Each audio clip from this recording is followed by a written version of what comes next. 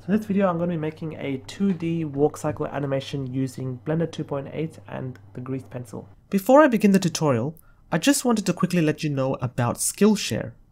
It's an online learning community with over 25,000 classes in design, business and more.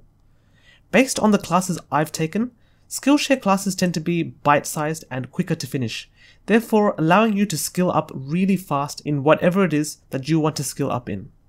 You can find a whole bunch of classes that may interest you. There's a whole bunch of classes covering the newly released Blender 2.8, including the new real-time render engine Eevee, and also the new 2D animation toolset. I also put out premium classes on Skillshare, many of which you won't find on my YouTube channel. Best of all, premium membership gives you access to any of the 25,000 classes and you only pay less than $10 a month, which is super duper affordable. If you're interested in trying out Skillshare, go ahead right now and click on the link in the description below to get 2 months of Skillshare absolutely free. Yep, whether you're interested to know how to create photorealistic real-time environments, or even checking out my newest premium class, How to Master the New 3D Modeling Tools in Blender, you can learn right now absolutely free. But you'll need to hurry up and sign up via the link in the description, as this promotion won't last forever. Now on with the tutorial. So with Blender 2.8 open, I'm going to go ahead and hit File, New, and 2D Animation. Before I do anything, I'm going to quickly go out of the draw mode to object mode, then go to Shift A, add in a new grease pencil object, so a separate one from the original stroke, and I'll call this one the ground. And this one as well, the ground. Mainly because I like to separate out stationary objects from animated objects.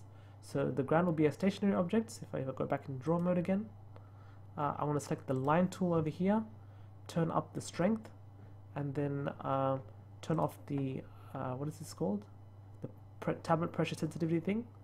And then just add in a line that goes all the way from here to here. And then once I'm happy with that, I want to hit enter. Okay, so let's go out of draw mode to object mode again and select the original stroke.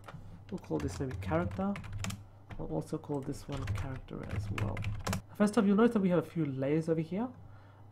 These layers are sort of like the layers that you find in Photoshop or GIMP. It works pretty much exactly the same way.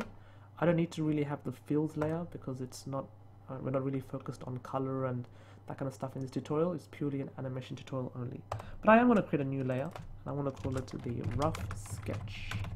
So here's where I'll roughly sketch out my walk cycle for the character.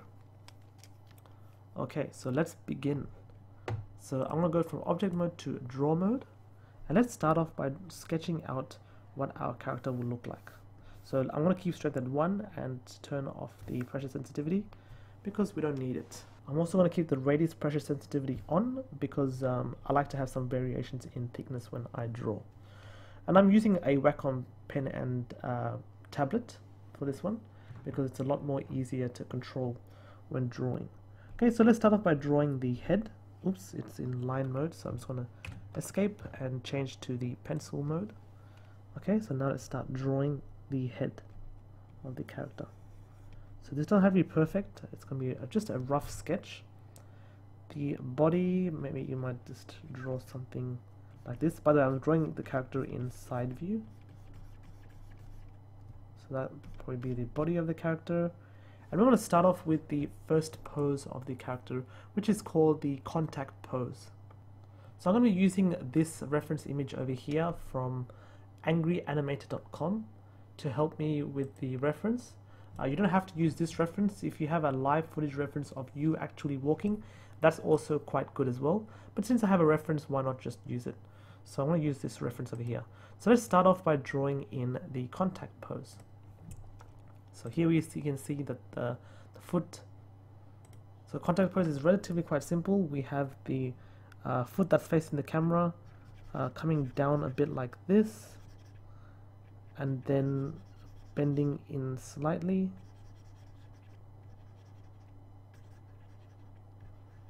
and then we have the part where the shoes are.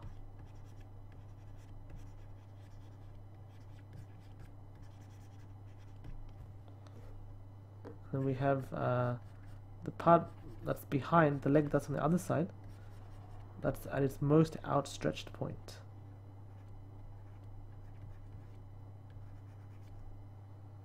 Okay.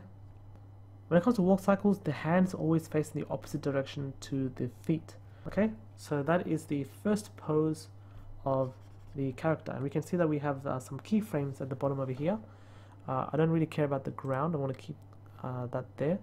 I'm only going to work with the rough lines for now. Okay, so I want to go ahead and select this rough sketch keyframe and hit Shift D to duplicate onto frame 40. Then Shift D again to duplicate onto frame 20. What I want to do on frame 40, I'm going to tab into edit mode, select all the points of the stroke, and move it around about, let's say, here. Okay, so it goes from here to here. Then at this point over here, I'm going to select everything and move it around about halfway of that. So step, step. Okay, so once I'm here, what I'm going to do is I'm going to reverse the direction of the legs. But in this case, I don't have to worry too much about that in the rough sketch version. As long as I have something like that is good enough. We'll find out, I'll show you a bit later why when we do the final line work for the walk cycle. These are the contact poses. The next most important pose of the walk cycle is the passing pose. So the passing pose comes exactly in between both of these poses. Same over here as well.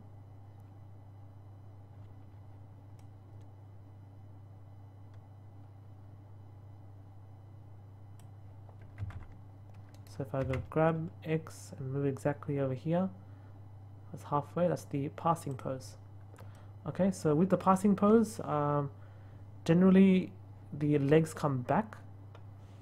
So if I just go ahead and select these foot over here, turn on proportional editing, let's say enable. Actually, rather than go through all that, I'll just redraw it, I guess. So let's go back to the draw mode.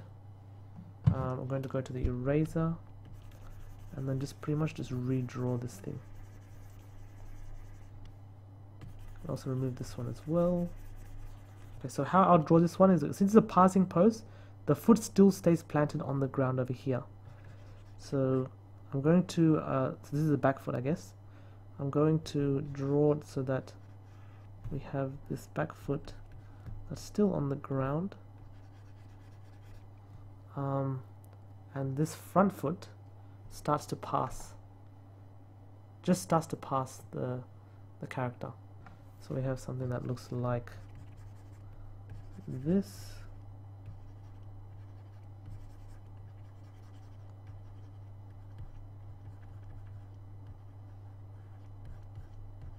Something that looks like that. But the thing with the hands is they tend to be mostly by the sides of the character. So like maybe something like that. We can't see this other side of the hands for the character because it's pretty much doing the same pose as well. It's just passing. I feel like we can tab it to edit mode and maybe pull this. Let's go to, instead of saying enable, let's go to connected maybe.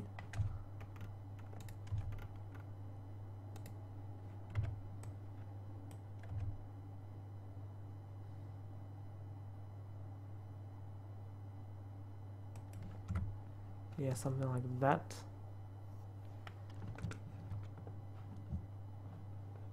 I think that's looking okay.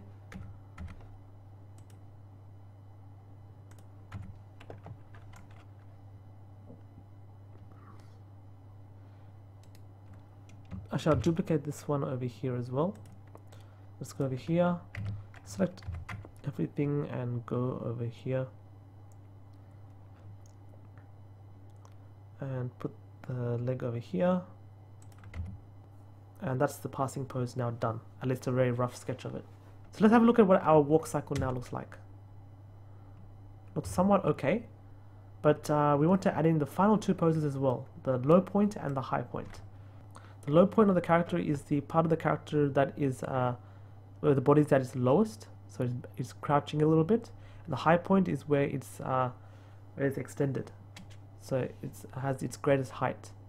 So let's go into draw mode, and over here what I'm going to do is draw in the low point. So for the low point, it's simply going to be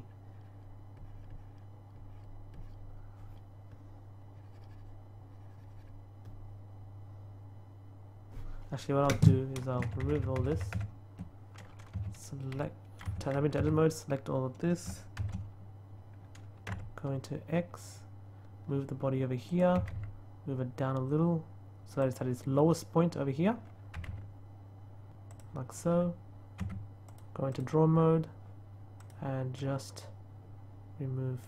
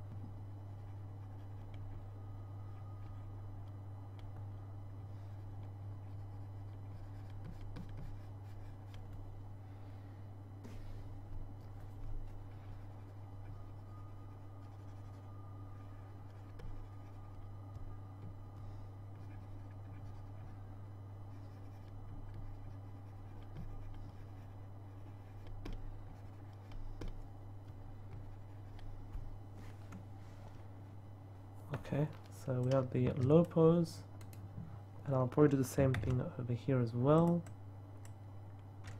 except type into edit mode, select all of them and move it into place. So if I play this back now, we can start to see that we're starting to get a walk cycle going on. Okay, next is the high pose, so the highest point of the walk cycle.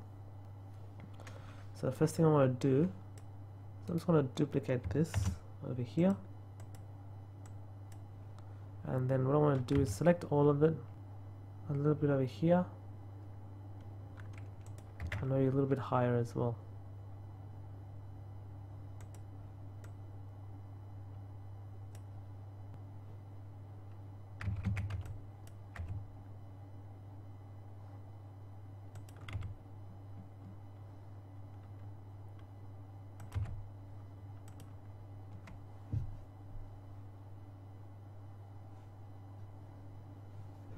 Okay, and go back to the draw mode.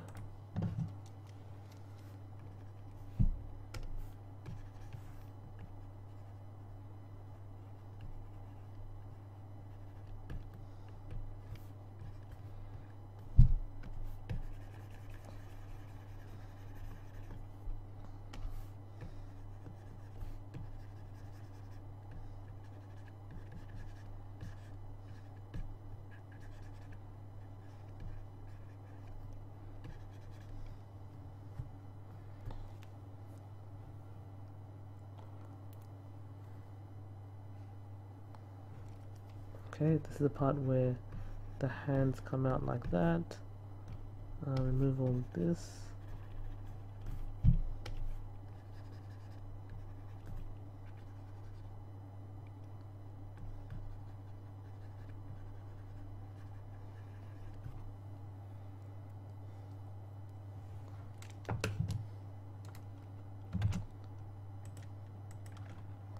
Type into edit mode, select them all. Do the same thing over here. Okay, so there we go. We have a very convincing looking walk cycle now.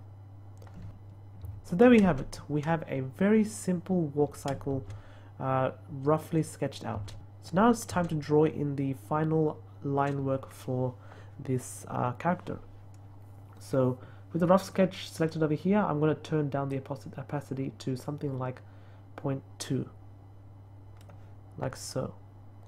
And then I'm going to turn off onion skinning for this one, and I'm going to select the line work right now. And now I'm going to just take the time to actually draw in the final lines for this character. So now I guess all the hard part of the animation is done. Now it's just basically just the brainless kind of stuff, just making sure that the lines look good.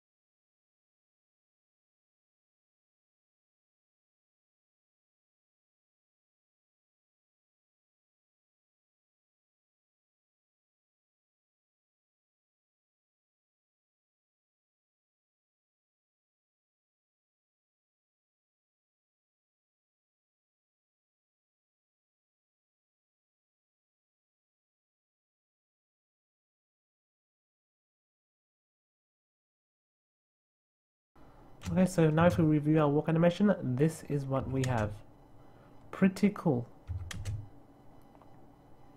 If you want to continue to make this animation walk onwards, it's quite simple. You just have to select all these keyframes over here, then Shift D, duplicate it, and move it across to the side. Then it's simply just a matter of, oops, going to edit mode and just continuing on the motion.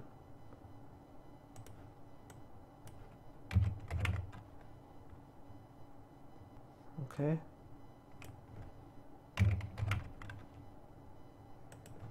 And then going over here, select everything, grab X, move it over here, select everything, grab X, move it over here, select everything, grab X, move over here, and finally select everything, grab X, move it over here.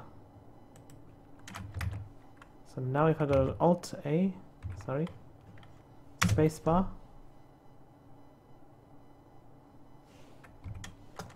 oh, something got stuck over here. No, it's fine. And continue to do it so on and so forth. So I might just end it off there at frame 75. Okay, so this is the final walk cycle animation. Of course I can go in and tweak it further, but for this part I'll pretty much call it done, and this is the final 2D animation walk cycle that we've just created.